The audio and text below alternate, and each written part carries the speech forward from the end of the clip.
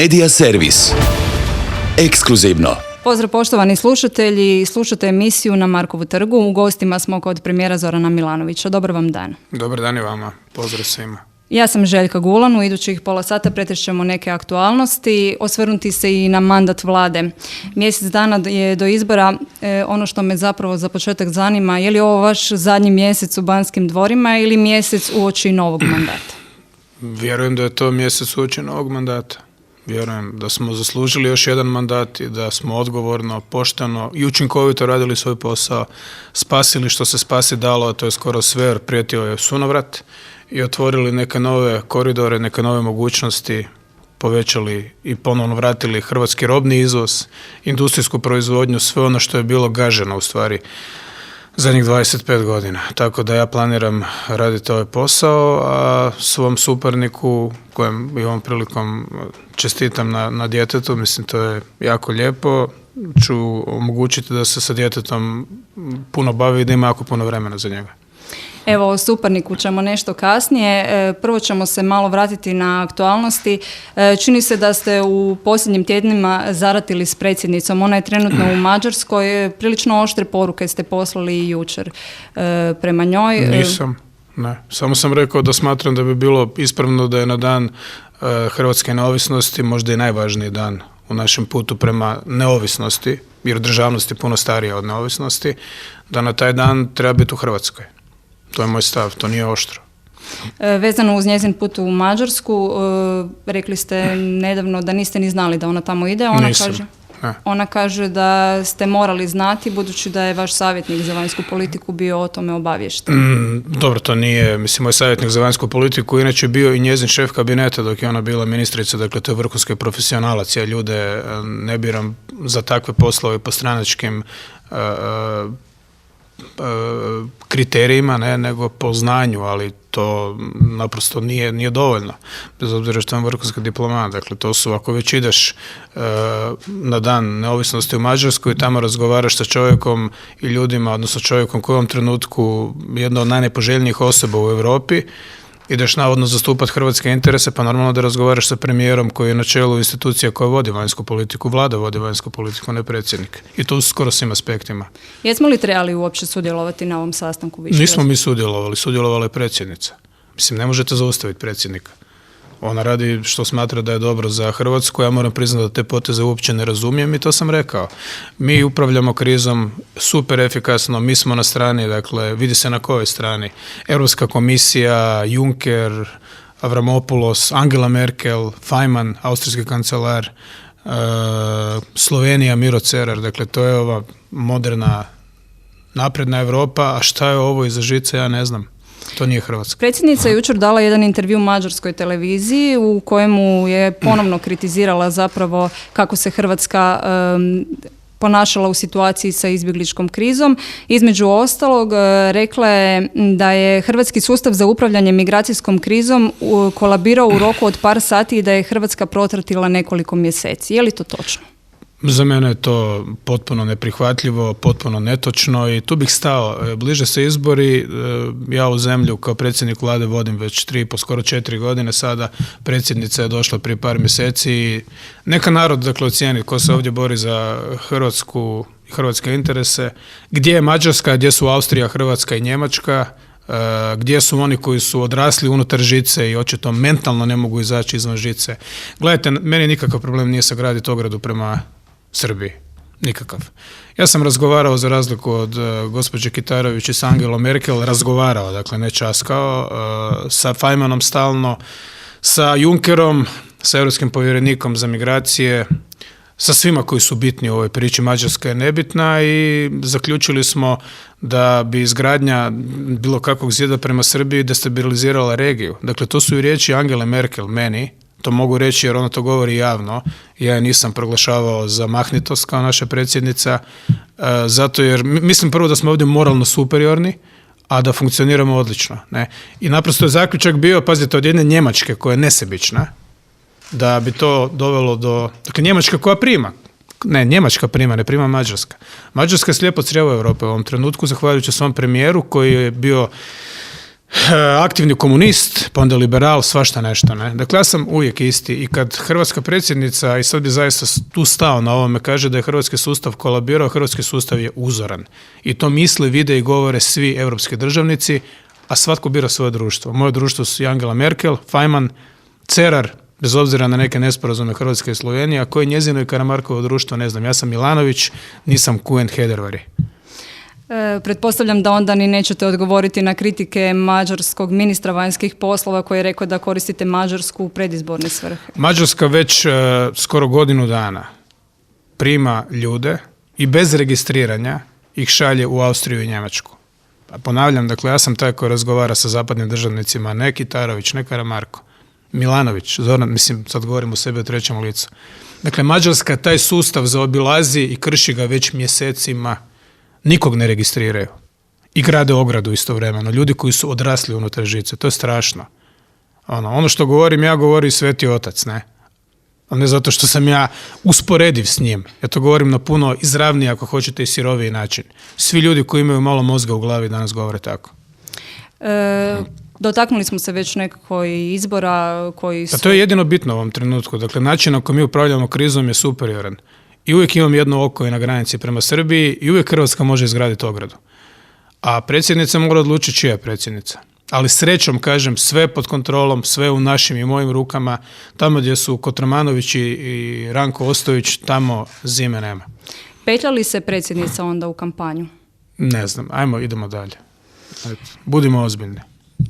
Evo, jučer smo mogli čuti vašeg glavnog konkurenta na izborima, Tomislava Karamarka, koji kaže da, budući da SDP neće ići, odnosno vaša koalicija, u 11. izbornu jedinicu, da nemate što ponuditi Hrvatima u BiH ili ne znate. Nazvao vas je krnjom kukuriku koalicijom.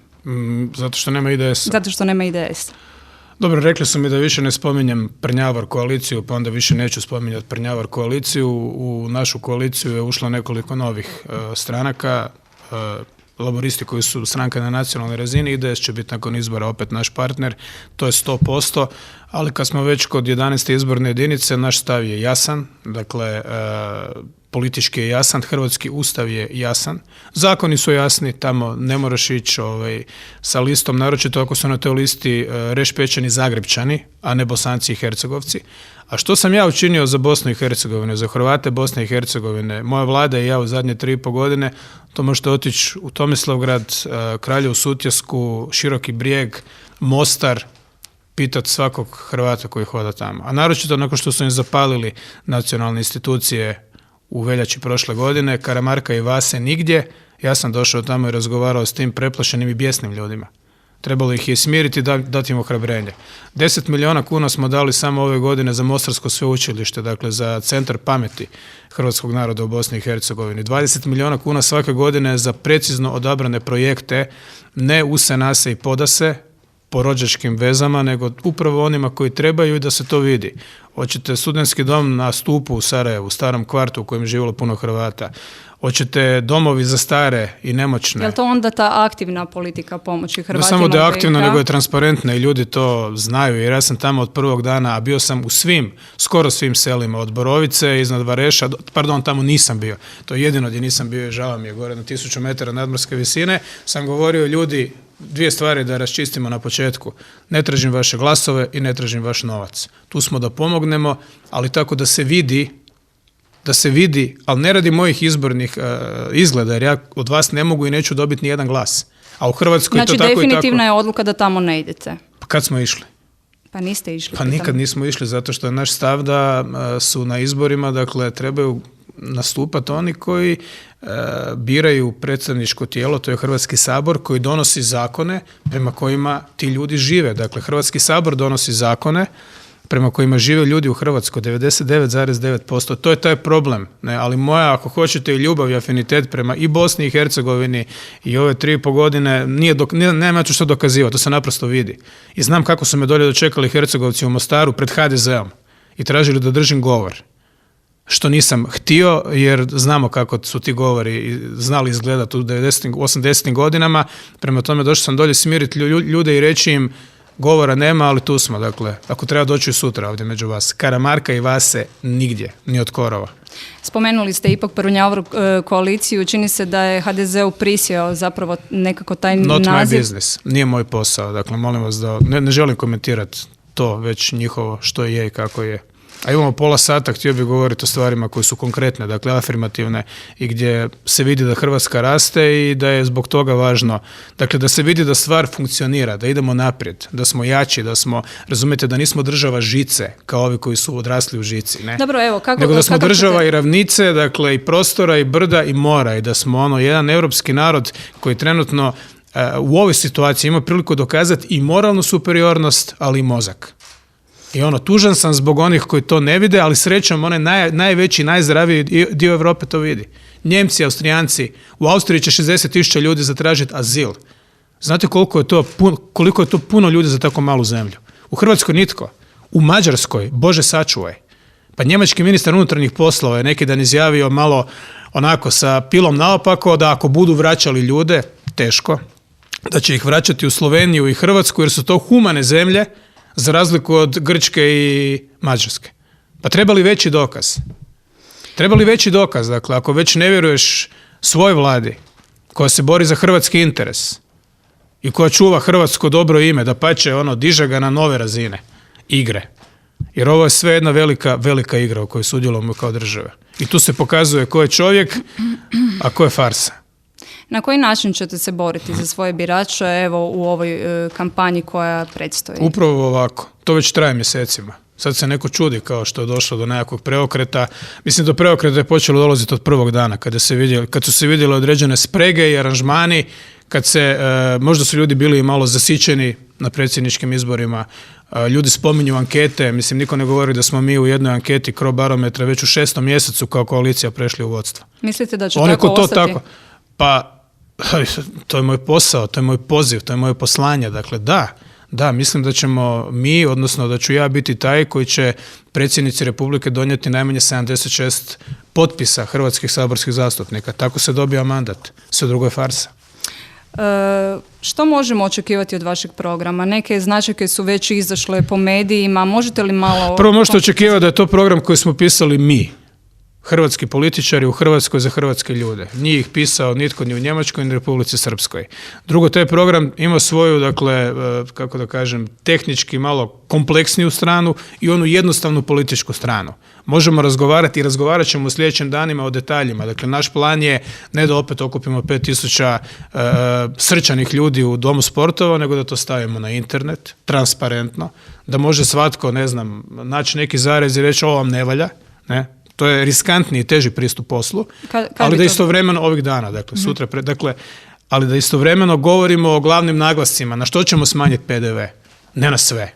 Na one prehrambene proizvode koji se više proizvode u Hrvatskoj. Jel se to moglo ranije napraviti? To ne. To je upravo to ne. Dakle, sve ovo što radimo, ne, naprotiv.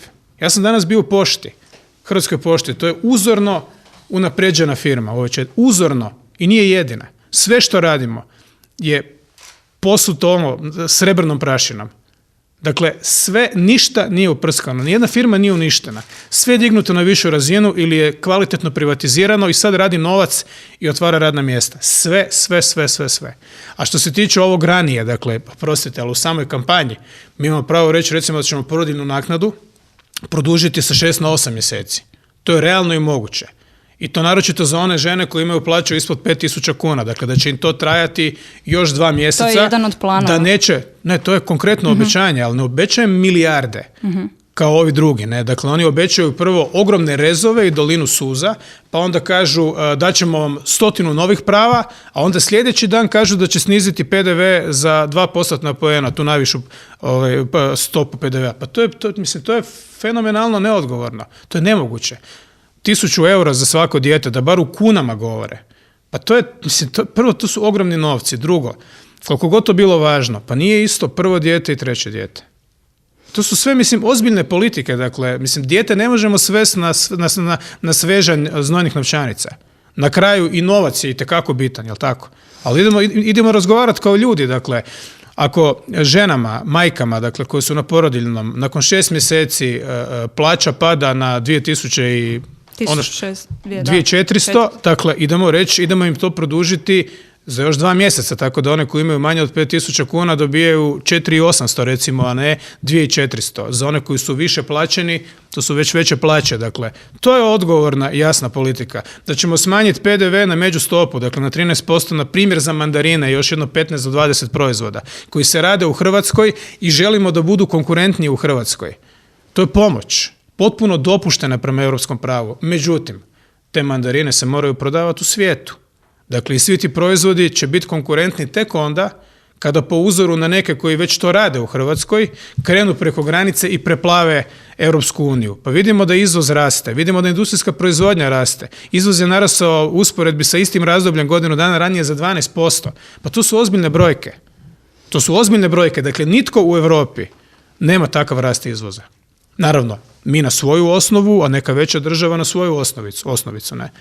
U očekivanju vašeg programa, koji bi trebao, kao što ste rekli, biti ovih dana, te značajke koje su izašle točnije u Večernjem listu, ima ih 7, danas su kritizirali neki ekonomisti poput Željka Lovrinčevića. Ma normalno, gledajte, uvijek isti ljudi, uvijek iste fore, mislim, gdje su bili sve ove 4 godine? Mislim, pa pogledajte kako smo se nosili sa ovom nevoljom od švicarskog franka, do koje je došlo. Prije svega, ti ekonomisti su političari, da se mi razumijemo. Dakle, ja o ekonomiji i o makroekonomiji učim od tamo gdje mogu od svjetskih veleumova. To mi je kriterij, onda ako dođem na 1% njihovog znanja sam sretan. Dakle, ovo su lokalni politički motivirani ljudi. Ali evidentno, dakle, i oni svi razmišljaju na način gdje da se tu politički negdje pozicioniraju kao kad oni budu svjetski, dakle, priznati u svom nekakvom fahu, onda ću ja to tako i respektirati. Do tada oni su za mene politički sugovorni. Priznati su u Hrvatskoj, nije da nisu priznati, mislim. Gledajte, onda sam ja najpriznatiji u Hrvatskoj, ja sam premijer. Ali šta mi to vrijedi? Dakle, moja vrijednost je onakva kako mi je vrednuju oni koji su veći od mene, dakle, Austrijanci, Njemci, David Cameron, François Hollande. Ja ću za njih uvijek biti premijer male zemlje. Ali oprostite, ekonomija je jedna od najkompleksnijih, dakle, društvenih, ako ne daleko najkompleksnija, prema tome ne može me impresionirati netko ili neki koji su stalno tu, imaju stalno nekakve komentare i u biti su stalno u kontradikcijama. Dakle, švicarski franak je bila jasna politička akcija mene i moje vlade. Promišljena, sa umišljajem. Šta ako ju opet sreže Ustavni sud? Kako mislite opet? Pa Ustavni sud je, evo, pokazalo se u vašem mandatu prilično utjecao na zakone koje ste donosili. Da, je.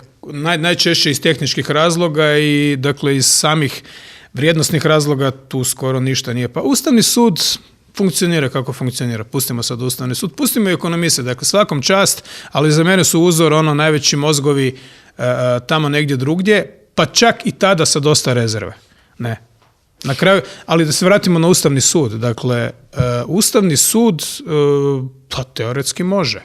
Ustavni sud može srušiti odluku za koju je pod mojom palicom prvi puta, ne znam od kada, glasalo 100% saborskih zastupnika.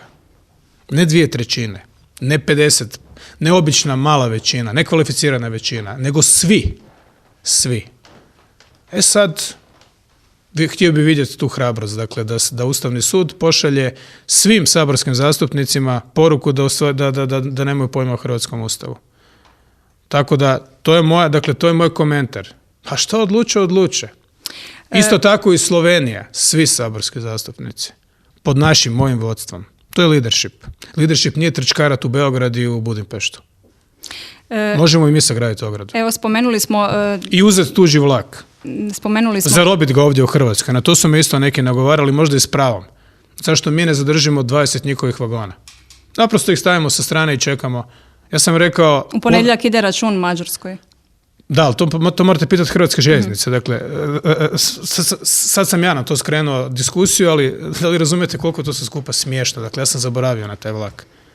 Ja sam čak u jednom trenutku, sad vam govorim, dakle, rekao ljudima, dobro, mislim, ajde, pustimo sad to. Mislim, tamo oni nešto pokazuju s tim vlakom, nek si ga zadrže. Neka mi odgovore na pitanje dio lova iz Zine, Hernadi, Sanader i svi ti pajdaši koji su prsti nokat, ne? To je tema razgovora. Ako već razgovara sa Hernadijem 2 puta u mandatu, a ja sam 50 puta s njim razgovarao, pa volim priupitat malo, kad ćete početi surađivati s nama. Mislite li zaista da je optužnica protiv Hernadija politička optužnica ili da tu postoje neki dokazi? Kakva je to vladavina prava? Evo, A mi smo Švedska za njih. Kad ste spomenuli bivšeg premijera, on će prema svemu sudeći izaći iz Remetinca uoči kampanje. Hoće li to nekom pomoći ili odmoći? Očekujem da ga HDZ primi natrag. I da bude nosilac neke liste. Mislim, to proizlazi iz njihovih izjava. Ta presuda je stavljena u jednu nižu brzinu i sad ide ponovno suđenje. Mislim, kazna može biti i veća. Prema tome, ne da ne bih bio relaksiran, nego bi bio jako zabrinut na mjestu onih koji sada likuju, a koji su dio te klike bili. Evo, ne kažem da su osobno odgovorni ali moralno apsolutno, pa to je sve isto društvo. Kad spominjemo bivšeg premijera, ne možemo ne spomenuti i suca Ivana Turudića koji mu je sudio. Danas čitam, vaš glavni tajnik Igor Dragovan najavljuje možda čak i žalbu povjerenstvu zato što su ga izabrali da bude šef DIP-a u prvoj izbornoj jedinici. Treba li on biti? Šta da vam ja kažem na to? Ne znam, mislim, na parlamentarnim izborima se za razliku od predsjedničkih izbora ne može, da prostite, potkradati, ne. Nemoguće je zato što su birački odbori stranački i što su biti oči uperene iz nekoliko pravaca i kutova, tako da nismo nikad čuli da se netko zadnjih 15 godina žalio. Na predsjedničkim izborima je druga stvar, jer tu nisu stranački odbori, ne? Tako da, na primjer, na zadnjim izborima ima cijeli niz malih jedinica lokalne samouprave izvan velikih gradova, ne, gdje moja stranka je slabija, gdje mi u stvari nemamo uvid u to što se događalo. Ne znamo, dakle, mogu samo si razmišljati, ne mogu nikog optužiti, mada imam indicija da je bilo svega i svačega. Po ogromnim rastu izlaska u zadnja 3 sata. Dakle, tamo lokalni čača, odnosno načelnik općine u stvari odredi ko će biti nestranački članovi odbora, pa to onda budu u pravilu krvni srodnici članova nekih stranaka, ne. Znate li već... Ali ne pada mi na pamet da bilo koga optužujem. Uvjeren sam da je apsolutno sve po zakonu, jer tamo gdje HDZ vlada, tamo uvijek sve po zakonu i sve čisto. Dobro, znate li već kako će izgledati vaše liste? Znate li ko će biti na čelnim mjestima? Uglavnom da, ali moram se još konzultirati sa jednim brojem ljudi, s koordinatorima i članovima predsjedništva, jer taj teret ne želim nositi sam. Ja formalno predlažem to glavnom odboru. Vidjeli ste kako je SDP danas jedinstvena stranka, kritična uvijek, teška. Ali SDP ima svoj smisao, svoju vodilju, a HDZ ju je izgubio osnivanjem Hrvatske države. To je odradio najveći među njima, kojem nisu do koljena, Franjo Tuđman. On je umro i od tada ta stranka u stvari funkcionira po logici usa, nasa i podase. Bojite li se, ako izgubite izbore, da ćete izgubiti i stranku? SDP, to je to je najčvršća stranačka organizacija, naglašavam stranačka, dakle ne interesna, jer ponovit ću po tko zna koji puta. Dakle, SDP formalno ima, 7 puta manje članova od HDZ-a, ne, čak manje od nekih, još nekih stranaka. Međutim, kad gledate naplatu stranačke članarine, koja je simbolička, nisu to veliki iznosi, ja plaćam 500 kuna mjesečno, a drugi plaćaju 5-10, onda SDP ima najveću naplatu članarine u Hrvatskoj. To je strašno važan pokazatelj. Dakle, da je ljudima stalo i da se osjećaju dijelom organizacije i da će dati 10 kuna članarine i to najveći, ne svi, ali najveći dio ljudi plaća. HDZ recimo od članarine ne naplaćuje ništa. Dakle, to je interesna zajednica. Tu su radi podjele plijena. Naši ljudi su tu radi nekakve ideje, radi nekog sustava vrijednosti, radi Hrvatske, radi domoljublja i patriotizma, radi Europe, radi svega ovoga što radimo. Dakle, to su ljudi vjere u politiku i u društvo.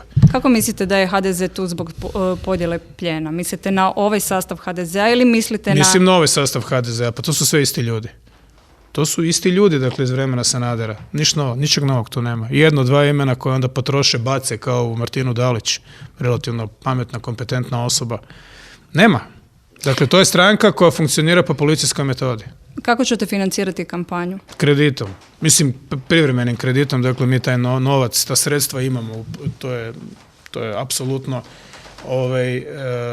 dakle, predvidivo, ne, ali ti iznosi su vam ne samo kod nas, nego i kod drugih stranaka sve manji i manji. Dakle, ja se sjećam 2007. kad naprosto smo se raspadali od nemogućnosti da pratimo HDZ u troškovima. Tad nije bilo ni plafona troškova. I ti vidiš, i svako u Hrvatskoj vidi da se tu pusti milioni troše, a da njihov formalni proračun malo veći od našeg. A troše 3 put više barem Sad je jasno odakle. Dakle, mene jedino zanima odakle i čime HDZ financira svoju kampanju. Jer oni su u prilično nezavidnoj financijskoj i pravosudnoj situaciji. Dakle, ja točno znam gdje smo mi digli kredit od 11-12 milijuna kuna i odakle ćemo ga sutra sigurno vratiti. I kojom imovinom, ako je to opće potrebno, dakle, sve je čisto. Postavite pitanje tamo, dakle, odakle njima novac? Pa evo, baš sam jučer radila tu temu, pa sam zvala gospođu Rimac, ona kaže da će se financirati iz donacije i iz članarina. Članarine ne naplaćuju. Donacije su vrlo ograničene, dakle, i za fizičke i za pravne osobe i kažem, gledajte pozorno na to. Dakle, očekivao sam odgovor iz kredita. Ne, takvima niko ne daje kredite. Dakle, opet iz nekih fondova koji su meni nejasni. Ja vodim stranku 8 godina, ja znam koje su financijske mogućnosti SDP-a, one u hrvatskim okolnostima nisu male, ali to nije sve skupa veliki novac. I to je sve čisto i sve evidentirano. Kada sam svojevremeno razgovarao s nekim kolegama u Srbiji, bila je stranka koja je tad bila stranka vlasti, koja je trošila ogromne novce i imala 3 puta manji proračun od SDP-a Hrvatske. Zakonski. Stranka se raspala. Jer je bila u biti na crnim fondovima. Ne. Dobre, I to je to. SDP radi sve preko računa. Bez računa se ne računa. Kad imaš žnjoru kompjutersku, nema žnjore. Dakle, vrlo će žnjora da ne bi bilo žnjore. Dakle, kompjuterska žnjora. Sve je povezano. Naši svi nalazi revizije su bez ikakvog prigovora. A revizija se, hvala Bogu, nakopala po SDP-u zadnje 4 godine. Jer to nije bilo prije 6-7 godina. Od kad sam ja predsjednik stranke, oni već 5 ili 6 godina dolaze svake godine u SDP. Svaki put je bezuvjetno mišljenje o financijama stranke. Dakle, skromno, u svjetskim razmjerima, u hrvatskim razmjerima smo jaka stranka, ali sve je kristalno čisto, jasno i provjerljivo. I sve dugove vraćamo. Ove teme, samo ću se vratiti na onaj dio pitanja. Bojite li se u slučaju gubitka na izborima da ne izgubite stranku, odnosno da više ne budete predsjednik SDP? Ja kažem, ja ću omogućiti Tomislavu Karamarku da bude brižan i posvećen otac, jer znam koliko je važno da se sa malim djetetom majka, a jednako tako i otac. Prema tome, tu uslugu ću mu napraviti i dalje želim biti hrvatski premijer. Imamo i motiv, i srce, i energiju za to, rezultate, a to ko će biti predsjednik SDP-a? Pa SDP je za hrvatske uvjete jedna čvrsta, stabilna, jasna stranka koja ne baulja. Za kraj, ja vodim svoju stranku, on za svom baulja. Hoćete li ići u Vukovar bez obzira kako završe izbori? U Vukovar ću otići, mislim, već preko sutra, onda ću nakon toga otići na otvaranje Memorijalnog centra Vukovara. To je Fred Matić organizirao i otvorio. Protiv toga se čak nitko nije snašao da bi bio protiv. Sad se sjećam i svih ovih nesreća s onim šatorom u Savskoj, s onim plinskim bocama. Kome je to sve skupa trebalo? Tko je na tome profitirao? Mislio da će profitirati, zna se. Ko će na kraju pobijediti, a ne profitirati? Mi. Media servis. Ekskluzivno.